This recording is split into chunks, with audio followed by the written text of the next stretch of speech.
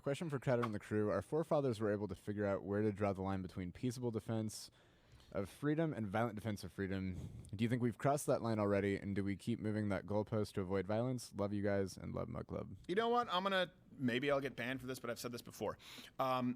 You can't, look, this is something too, you can't say that it's always appropriate to use violence or that it's never appropriate to use violence. For example, I'm not going to go Chris Cuomo and say, who said protests have to be peaceful?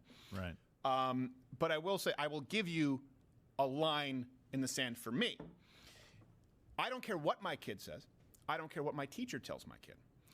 If the government tries to take my child because at 6, 7, 8, I won't allow them to be put on puberty blockers or chemically castrated, I will fight with my guns. Anyone think that's unreasonable? Nope. No. Okay. No. So for me, and mine's that's my the line. opposite. Yeah, but when they come for your kids, that's a line for me. Yeah, absolutely. If they try to come take your children because you're not getting them vaccinated, that to me is, again, I think the big difference is peaceable defense.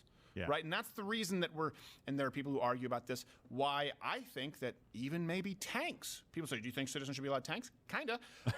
But not nuclear weapons. Why? Because one can only be used offensively and other tools can be used defensively, including cannons on a ship. Yeah. Guns can be used defensively. A nuclear weapon cannot be used to protect you and yours or your family or your neighborhood or even a Scud missile, right? They can't. Yeah. They have to be used in an assassin. For the same reason, by the way, that a lot of you people out there, those sort of fake tactical warriors, you're like, I carry a knife. You're an idiot. A knife is a horrible defense weapon. A knife is an assassination tool. And by the way, if you're going to use a knife, you better be the strongest guy in the room because now you've engaged in a physical altercation and the guy who's stronger than you may be able to get the knife. So that's where firearms come in. It is a mechanical tool to allow the weak to defend themselves. It serves defensively just as well as it does offensively. And so I do look at it from the perspective of when has it reached the point of me being I'm saying this at a minimum, not that it requires this, at a minimum, physically defensive.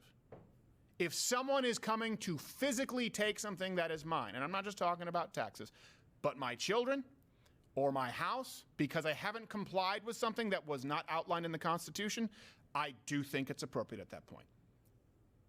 Yeah. Well, and I don't think it's appropriate to go out and kill protesters. No. Now, do I think if people try and invade your house, I said this, there need to be more block parent parties with guns. Neighborhoods protecting their neighborhoods where if people start burning it down, you protect your neighborhood. You don't go out hunting people. No. But I would much rather see a neighborhood protect themselves with firearms than women get helplessly raped and homes burned down and businesses destroyed forever. So my litmus test is, at the very least, if it gets to the point where I have to physically defend life and limb or my family or home, okay, there's my line in the sand. And then particularly with the taking children away from parents because of anti-science. Yeah, absolutely. Well, on a larger scale, everybody is frustrated about the federal government kind of thing. We're not getting the right politicians. They're not doing the right things. Right. You're focused too much on the federal government. Yeah. You've already started to see people realize, like, you've got a lot of power in the state. If you can get states to start to make change, the federal government will eventually have to. Look at California saying, screw you, we don't care, marijuana's legal. Bye. Yeah. That's a federal law that is still on the books that says marijuana is illegal. Yeah. California said, we don't care. You know who actually, you know who increased prosecutions? You know who decreased it? Obama increased it. Donald Trump decreased it. Yeah. Donald Trump was the one who legalized the Hemp Act, which was a CBD thing. So that's why it wasn't legal under Obama. Yeah. And then he basically said, we're not going to prosecute for weed. No, but that's the play. And we haven't exhausted that trail yet. So people that are frustrated. Well, look at Texas. Look at Florida and Texas with the social media laws. Yep. That's going to cost big tech billions of dollars if they ban people for their point of view. So there's a lot that can be done on a state level. As far as when is it appropriate, the Founding Fathers knew. Well, the Founding Fathers also, they were protecting something that they had established and built. And then the king was like, put my name on there. So that's a little bit different. But I will tell you what, for me, no one's taken my kids. Yeah. No one's taken my family. That's scary. Yeah.